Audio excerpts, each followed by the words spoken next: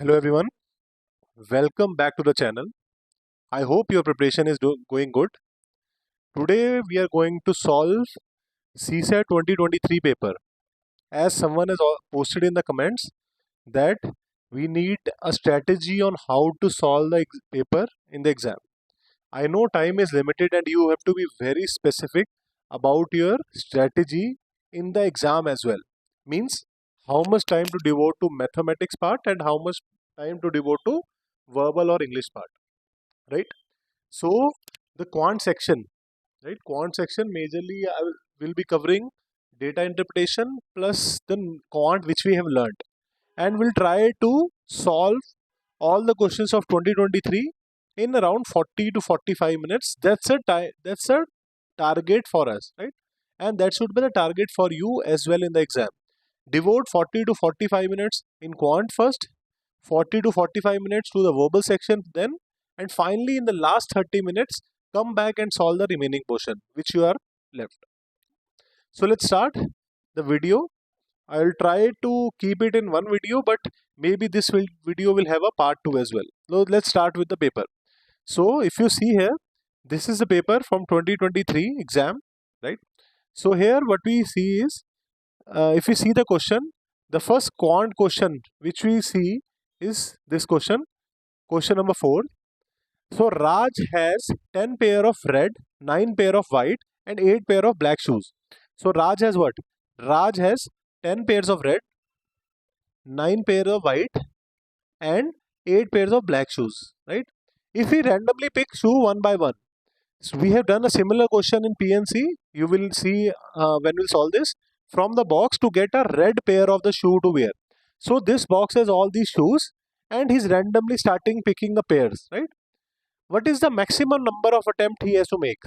Suppose he put the hand into the box, he takes out a shoe. Then he again put his hand into the box. Then he again takes out a shoe. In how many maximum attempts he need to get at least one red pair? Red pair means two red shoes. So the worst case that could happen is he puts his hand in the box and instead of red he gets one white. In the second attempt also he will get one white. Third attempt also he get one white. So this is the unlucky or say bad attempts he's having. But any times he put his hand in the box he gets a white shoe. Okay, but white shoe, how many white shoes will he get? 9 pairs are there, 9 into 2, 18 white shoes he get. Then white shoes are over. Then he will again put his hand into the bag. And now what he will get? Instead of the red pair he's looking for, now he start getting black pair. So all the bad things are happening to him and he got all the black pairs. So how many black shoes he has taken out of the bag? 8 into 2, that is 16. So till now 18 plus 16, that is 34 shoes he has taken out of the bag, but none of them are red yet, right? So 34 shoes but still no red. So maximum attempt he is going for. So 34 shoes no red. Then he put, now whites are gone, blacks are gone. What will he getting after that? He will be getting first red. Then in the next attempt he will getting the second red. So total 36 attempts he took to get to the pair red, two shoes of red what he was looking for. I hope it is okay. This part is done. This fourth question is done. This is the first question of quant. I would put it in the easy section because we have already learned or done a similar question in P permutation and combination part. Right? Now the next question is, next question. In how many ways a batsman can score exactly 25 runs by scoring single run, fours and sixes only? So what he is allowed to do? He can either score a single, he cannot take a double, he can either score a single or he can hit a 4 or he can hit a 6. Three ways are there only for him. So how many singles he have? Let's call, he has total taken 8 singles. Oh sorry, X singles. How many fours he has taken? 4 is Y. And how many sixes he has made? Suppose that is Z. Z sixes are there. X singles, Y fours and Z sixes. I hope this is okay. Now, total number of scores scored by him will be 1 into X plus 4 into y plus 6 into z, and that should be equal to 25. I hope you remember we have done a question like this in permutation and combination as well as in the linear equation part which we have learnt, right? So how to solve this question? X plus 4y plus 6z is given to you, that is 25. So x, let's see what is asking you. X plus 4y plus 6z is 25, right? I hope this is okay. Yes. So now, how many ways he can make it? Let's try and score as many runs as we can with sixes. Suppose he hit 4 sixes. So 24 runs he has already scored. So let's make a table here, ones, fours and sixes. So in case number 1, he has scored 4 sixes. He is left with only 1 run. He will score 1 single and the match is over. Can there is any other way? No. Now in the second part, he scored 3 sixes. So 3 sixes he has already done with 6 3 are 18. So he is left with 25 minus 18, that is 7 runs. So 3 sixes here. So now 7 runs. How many ways he can score these 7 runs? Either he can have 1 4 and 3 singles. Can he have 2 fours? No, because if he scored 2 fours, then he will have 8 runs. But we only want 7 runs. So we can have only one way here, that is 3 1 3. I hope it is okay. Now the third way is, let's score only 2 sixes. So if we score 2 sixes, minus 12, 25 minus 12, that is 13.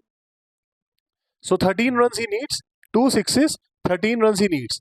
Either he can have 3 fours, that is 12 and 1 run, or he can have 2 fours and then what? 2 fours and then he will have 5 singles. Either he can have 1 4 and how many singles he will be having? He will be scoring 13 singles. I hope this part is clear, right? Oh, sorry, then it should not be 13. My bad. This should be, if 1 4, then he should be scoring how many singles? That single should be 1 4. Then that will be 9 singles. Then after that, he scores 0 fours. If he score no 4 at all, then how many score he will be doing by singles? 13. So how many ways? There is only one way here. There are 2 ways here. I did a mistake. I will just highlight it. In case 3 sixes, there is also a chance that he scores no 4. Then how many remaining scores he need to take by singles? 7 singles he need to make. So there are 2 ways here, 1 way there, and total 1, 2, 3, 4. 4 ways here. I hope this is okay. Now after that, make a case when he score 1 6. If he score 1 6, that is 25 minus 6, that is how many runs are left? 19.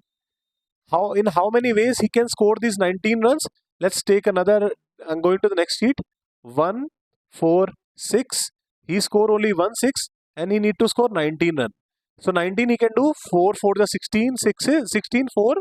Then he will need to take the remaining 3s with single, or he can do another ways. He can do 3 fours and then he can do remaining 7 with singles. He can score 2 fours. Then in how many ways he can make the remaining singles? That is 11 runs he need to take by the singles. If he score only 1 4, then 15 singles. Then he scores no 4, then he need to know 19 runs with the singles. So there are how many ways here? We have 5 ways, right? Then last is he scores 0 sixes. If he scores 0 sixes, so all 25 runs need to come from 4s and 1s. So if he is scoring 0 6, then he need to 6 for the 24 with 4s and 1s single, or he can score 5 4s, then he need to 5 singles. 4 3 2 1 0.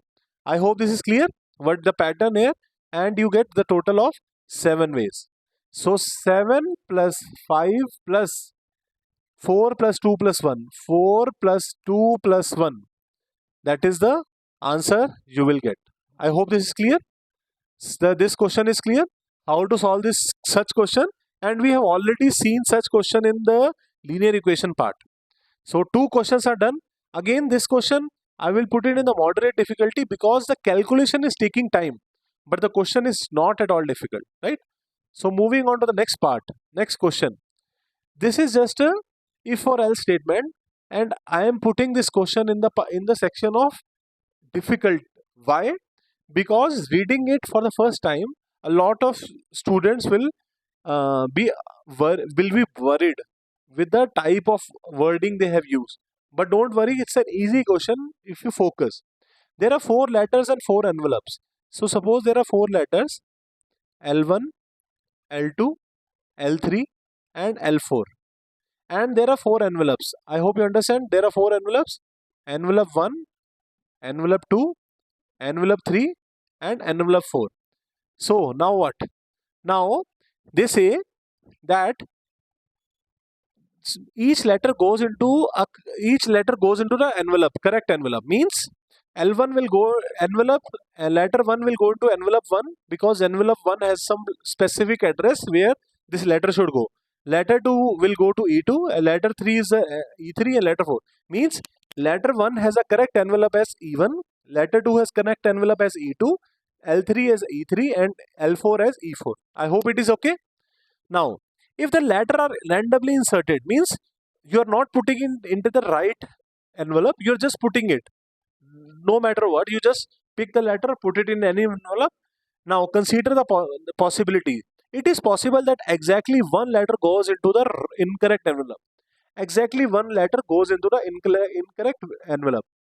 Suppose these are the 4 envelopes E1, E2, E3, and E4. I'm just using the space here. I don't want to confuse it by going to and fro. So just I hope this is clear. Now, one letter has gone into the wrong envelope. Exactly one. No two, only one. Suppose in E1 I put letter 3. In E1 I put letter 3. Okay, let's take the space here. I hope this will be okay. Yeah. Let's make this thing. So here we have 4 envelopes E1, E2, E2, E3, E4. Letter 1 supposed to go in E1, E2, E3. There is only one letter that has went wrong. Letter 1, suppose letter 3 is now in E1, right? Now, there is no other wrong envelope allowed. If there is no other wrong envelope allowed, means then L2. L2 would have gone here, L3 would have gone here, L4 would have gone here. But this cannot happen. L3 is somewhere else. So, minimum 2 places will go wrong. L1 will come here, L3 will go here. So, there is no way that one letter goes into the incorrect envelope. No, this cannot happen. Only one letter. 2 letters could go into the incorrect places, but one letter, no. There are only 6 ways in which 2 letters can go into the correct envelope. So, there are only 6 ways to go into the 2 letters. So, how many letters do we have? 4. How many positions or correct position do we need to fill? 4C2. Permutation, we have learned this 4C2. So there are total of 4C2 means 6 ways in which 2 letters can go into the correct envelopes, right? 2 letters can go into the correct envelopes means let's see this in this form, that is, suppose only 2 letters are allowed. First L1 and L2 are in the correct place. Then what is the position of L3 and L4? L3 and L4. This cannot be the way because then all 4 will be in the right place. Only 2 correct are allowed. So L3 and L4 would look like this. L4 here and L3 here. This is one way. Second, L1 and L3 are in the correct position. So what about the remaining one? Or I will make it like this. Only L1 and L3. These 2 were in the correct place. Now these 2 are in the correct place. So what will the wrong position here? L4 here and L2 here, right? L4, this is wrong position, this is wrong position, this is wrong position, this is wrong position. Now third way is L1 and L4 are in correct position and the other 2 are in the wrong position. So how many ways are possible? L1 and L2 are in correct position, L1 and L3 are in correct position, L1 and L4 are in correct position, L2 or L3 are in correct position, L2 or L4 are in correct position, or L3 and L4 are in correct position. So these are the number of ways, 6 ways in which this could happen. So the answer of this question is only 2 is correct. I hope this is okay. Only 2 is correct. That is the answer. Now moving on, let's make it fast. This part if you see, this is a Hindi version. Next question we will see is question number 7. What is the remainder when this is divisible by 100? So now if something is divisible by 100, what does this mean? This means it has 0 as remainder. Or if instead of this, I could bring it in a form of 100 into something x. If I could make it like this, can we say this will be divisible by 100? Yes. Why? Because we have already learned if something is divisible by 100, suppose when we say that 80 is divisible by 4, that means 80 could be written in form of 4 into 20. So this 4, if we take out this 4 out of 80, then we'll say that is divisible by 4. So here what we'll try to do is try to take out 100 out of this big product. How will we take out 100 out of this? I can take 5 from here. I can take 5 from here. What I have 5 into 5, 25. I need what? 4 to make it 100. From where I will take out 4? I can take out 4 from here. How can I take out 4 from here? 96 is 4 into 24. So I can take 5 out of 85, I can take 5 out of 95, and I can take 4 out of 96. So if I see this, I already have 100 with me. So this product is a multiple of 100. So that is why this whole product is completely divisible by 100. So what is the remainder which will be left with? The remainder will be 0. I hope this is clear. Easy question.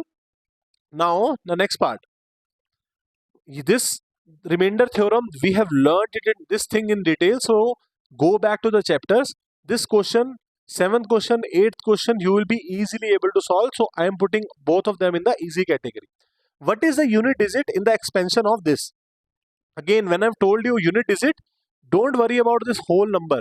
Just focus on the last digit, because the last digit decides the unit digit. So we can also say 2 raised to 9 into 7 into 5 into 3 into 1. This first part is clear, means we only looking at the last digit. Now the next part is how if 2 raised to 1 is 2, this we have already done in the remaining theorem. 2 raised to 1 is 2, 2 raised to 2 is 4, 2 raised to 3 is 8, 8 to the 16, and 16 to the 32. So last digit forms a pattern like this. First thing is clear, last digit form a pattern like this. So after every 4 it is repeating. So this number 9 into 7 into 5 into 3 into 1. So I will take this part. I will just remove this. So 9 into 7 into 5 into 3. So if I write 9 into 7 into 5 into 3 into 1. So the pattern which it was following it 2, 4, 8, 6. So we need to know what is the remainder of this power with 4. Remainder of this number by 4. So remainder of this number by 4 is 9 into 7 into 5 into 3 into 1 by 4. This we already taught in the remainder theorem, the product rule. Remainder of 9 will be 1. Sorry, remainder of 7 will be 3. Remainder of 5 will be 1. Remainder of 3 will be 3. Remainder of 1 will be 1. So now if you multiply this is 9 divided by 4. So the remainder will be 1. So the remainder of the power is 1. So the position 1 is the answer. Remainder of the power is 1. So in position 1 is the answer. So our answer is 2. I hope this is clear. Easy. Now moving on to the next part. These questions were the easiest one. We have already learned this topic. So I hope you will be able to solve this question in the exam easily. Next question, question number 9. Moderate to difficult. Why? Because whenever they give you question like this, A, B, C is a 3-digit number or A, B is a 2-digit number, this take a lot of logical reasoning or pattern finding to get to the answer. So there is no straight formula for such question. You just have to do a lot of questions to find how does the examiner think, right? So here the question simply says that A, B, C plus D, E, F is the 1, 1, 1, 1. This is given to you. Now they are asking you what is the value of A plus B plus C plus D plus E plus F. Just forget everything. Just focus on C and F. C plus F is 1. Then C plus F is 1. Then C plus F could be 1. C plus F could be 1, or C plus F should be, I think, like something like 11, right? 1 will go in the next power. C plus F is 1. Is it possible? No. Why? Because these are non-zero digits. If these are non-digit digits, this is could be 0 plus 1 or 1 plus 0. But 0 is not allowed. So C plus F is not equal to 1. It is 11. So C plus 1 F we know is C plus F is 11. So 1 will come here. 1 will go to the power. Now B plus E. Now B plus E, then B plus E with the power of 1. Then again someone will say B plus E with the power of 1. What could happen?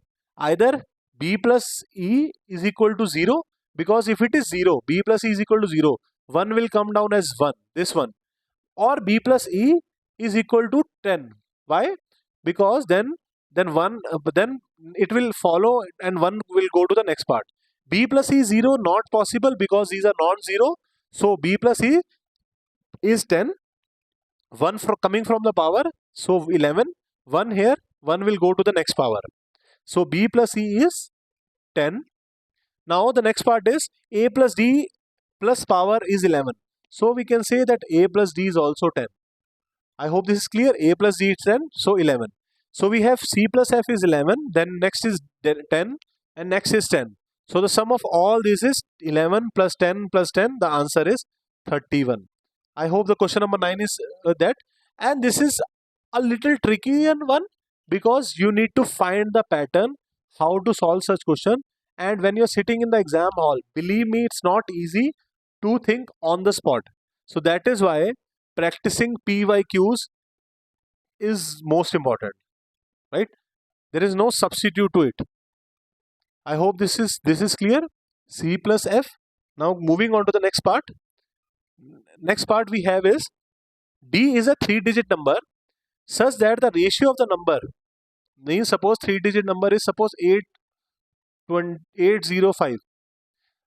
The ratio of the number to the sum of the digits, that is 8 plus 5 13, is lowest number itself, and the sum of digits is lowest. So let's say this is the number itself divided by sum. So if this is lowest, we need such number, we need to find such number that is the sum of the digit is very high and the number itself is low. Sum of the digit is high, but the number is low. So again, sum of the digits as high as possible and the number is low, right? So let's start with 100. 100 number is, if we think about number from 100 to 999, this number is low. Number is low is fine, but the sum of digit is 1, which is not as high. 101 number is also low, but the sum of digit is not as high, 2. 102 number of sum of digits is increasing, but the number itself is okay, but the sum of the digits has to be bigger. So now if you go down until 109, you will find this is sum of digits as 10. So this number is okay, number is less, and the sum of digit is also good, high. If I say 110, now the sum of digit is coming out to be 2. So this one is of a better use to us than this. Why? Because even though number is greater than that, and sum is also less than that.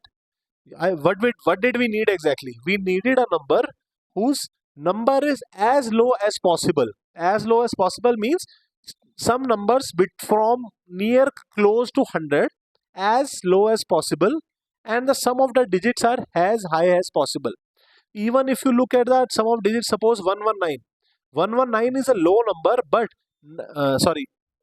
is greater than 109, and the sum of the digits are 9 10 11, so 11.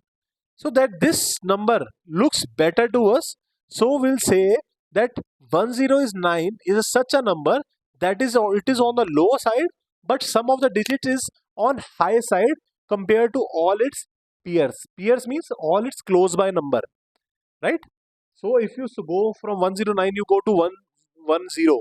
Sum of digits come down to 2. We need as sum of the digits as high as possible. See, suppose this is now sum of the digits goes like this: 1, 2, 3, 4, 5, 6, 7, 8, 9, 10. It goes till 109 here. Then it will start coming down. Next then 102, 103, 104, 105, 106, 107. So sum of digit is at its high at 109. So the answer is 109. D is 109, and then the difference between hundredth digit and the unit digit is 9 minus 1, 8. So 8 is the answer. I hope it is okay. This part is clear. So now the question number 10 is is done, and we will move to the next question. And if you see, the next question will be question number these are all verbal reasoning part. The question number 14th question, it says there are 5 positive integers p, q, r, s, okay, out of which 3 are even, means even number, and there are 2 odd number, odd and odd, right? This part is clear. Now please note down few things for this question. This is intuitive, but you will be very helpful to you in the exam. Even plus even is equal to even number. Even minus even will also be even number. Even plus odd is equal to odd number. Odd plus even is equal to odd number. You can think of any number, 5 plus 4, 5, or whatever you want to. Odd plus odd is a even number. Odd plus even is a odd number. Or odd minus odd means 9 minus 3 will be an even number. Just focus on these part. Odd plus odd is even. Odd plus odd, or minus odd is even. Even plus even is even. Even plus even is even. Only this part is odd. Even plus odd or odd plus even. Now you are ready with this. Now let's see the question. There are three of the 5 are even. Now suppose out of all these things, P, Q, R, S, take any 3 as the even number or any 2 as odd number. Let's say, suppose these 2 are the odd numbers, R and S. If R and S are even numbers, odd numbers, 2 of them are odd number, suppose those are R and S. If R and S are odd number, the difference of them, odd minus odd, is even. So this part will become even. These are already even. So summation or deletion of even is definitely even. So the answer, this part is clear. Why? Again, I am repeating this. Take any 2 numbers, R minus S or S or T or whatever you want to take. The summation of them, subtraction of them, everything is even. Once you have established that 2 numbers, difference, odd and odd, that has to be same. Odd, even. So here, if R and S are odd, then their difference would also be odd. Even. Summation of even number is even, so summation of all these number is even. So this part is clear. Now they saying this is definitely odd. Whenever they say definitely odd, now means examiner is saying I am 100% sure this is odd. Try to prove me wrong. How will you try to prove it wrong? Suppose this is odd number and suppose this is odd number. There are 2 odd numbers, right? So what I will do, I will fit that odd number here. P as odd and R as odd. So when P is multiplied by 2, this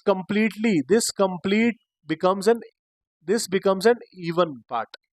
This becomes an even part.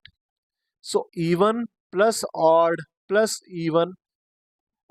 This cannot be odd because we don't have odd left. Even plus even is going to give us even in the end. So definitely odd, not true. So second statement is not true. and the answer is 2 only. Again, what did I do? I tried to break the assumption of the examiner. He's saying it is definitely odd. I will prove him wrong. How? I will put odd number with 2 and odd number with 2. So when a odd number gets multiplied with 2, that whole becomes an even number. Then those both numbers which were odd in original, when they were put in with 2, they become an even number. 2 into 1, 2 into 3, 2 into 5. So though when they become even, then their summation, difference, everything is an even. So this is the answer. Moving on to the next part. Next part again. See, above question was on easy on the concept, but difficult in the application. I understand. So don't worry. Uh, this part is clear. If any such question comes in the exam, you will be ready to answer that. Just focus on these formulas which I have given to you. And again, I am writing it here also. When a 2 is multiplied with an odd number, this complete becomes a even number. I hope this is okay. Now moving on. Consider the following in the respect of prime number and composite number. Prime number I have already told you what are prime numbers, and composite number I have already told you what are composite number. Now here what we have. They say prove this. This can be even, means whenever they say instead of definitely they say can it be even, try to prove yes or no. If p plus c upon p minus c, can it be even? Let's see how. I will think of a, first thing I will do, I will think of a prime number. Suppose 2 is a prime number. So 2 plus composite number I will think of is 6 is a composite number. Why? Because it is not a prime number. So 2 plus 6 or 2 minus 6.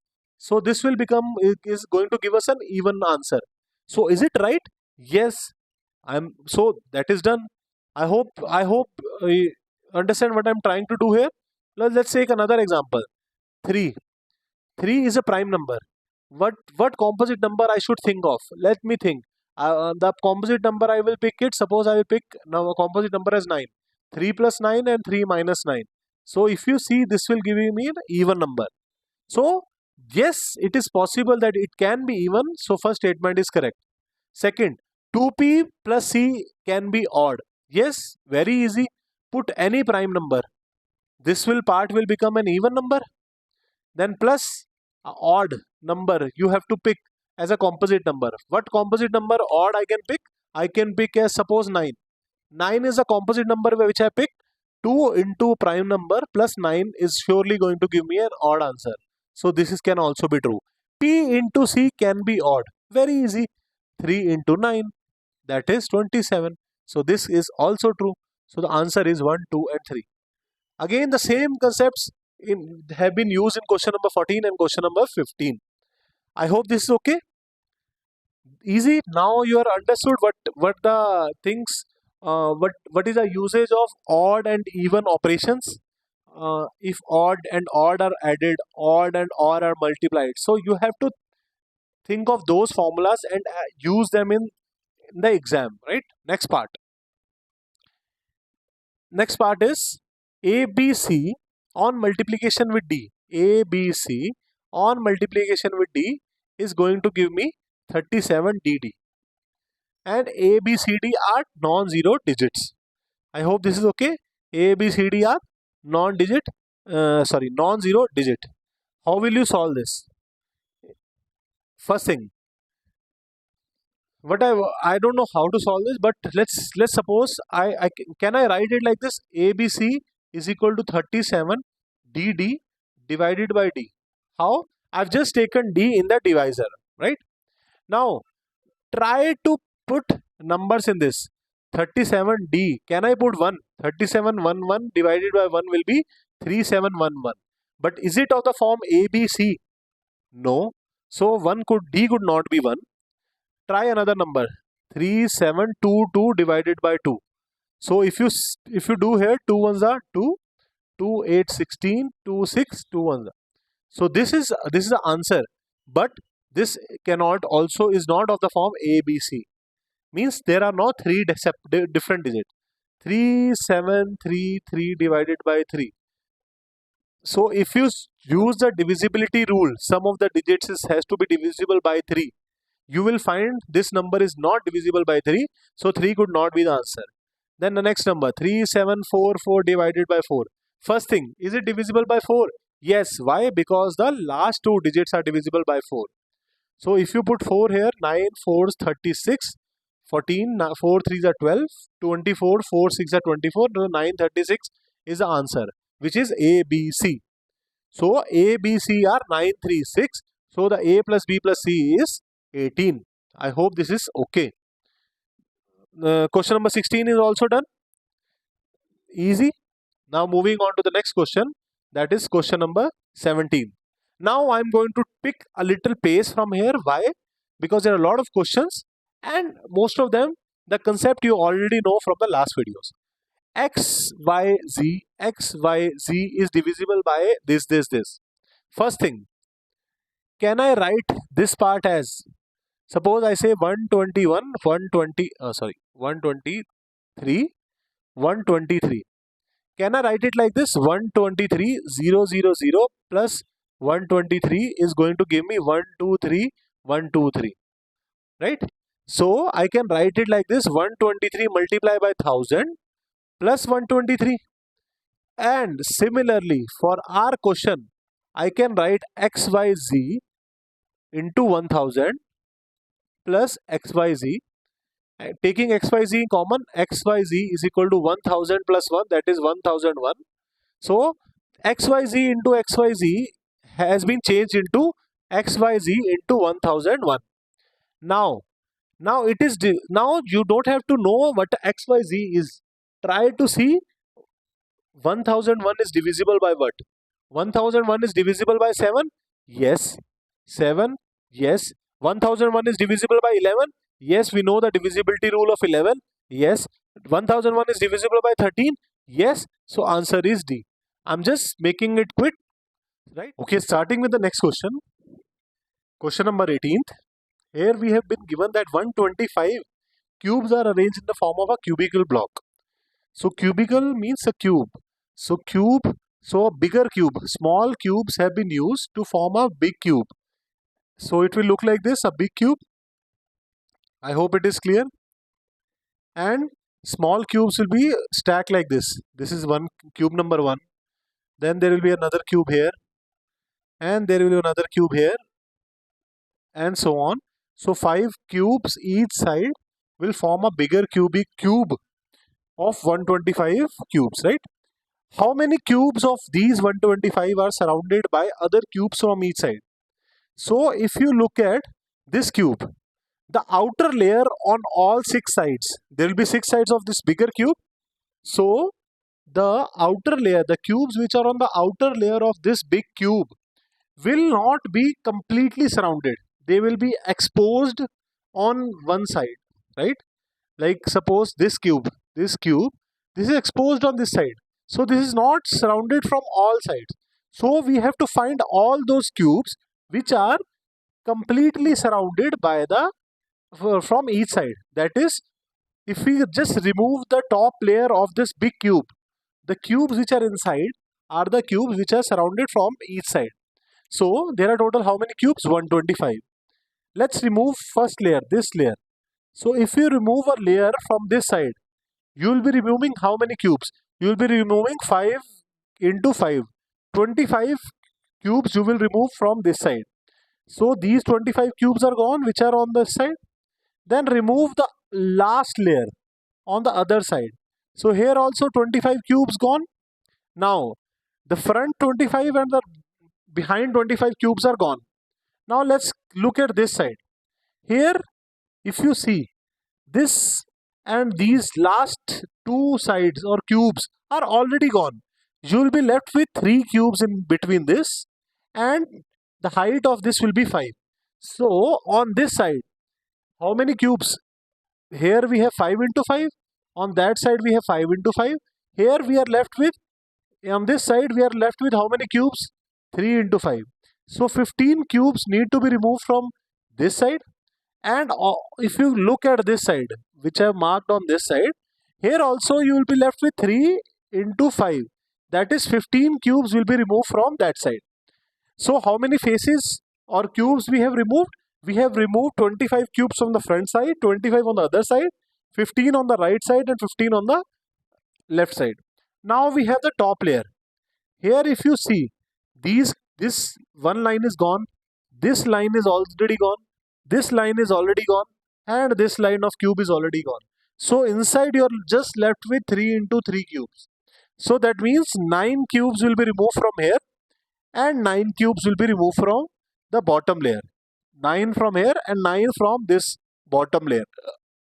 So if you remove the top layer cubes on each side, you will be left with the cubes which are completely surrounded on all sides, and the number of these cubes, if you solve this, the number you are going to get is 125 minus 50 plus 30 80 plus 18 98, that is 27 cubes. So 27 cubes are there in the inside which are not surrounded which are surrounded completely from all sides. So the answer of this question number 18th, is 27. How many cubes are completely surrounded from each side? If they have asked out of 125, how many cubes are there which are not completely surrounded? 125 cubes are there. 98 cubes are there which are not completely surrounded. They are exposed on at least one side. So 27 cubes are there which are completely surrounded. I hope this is okay.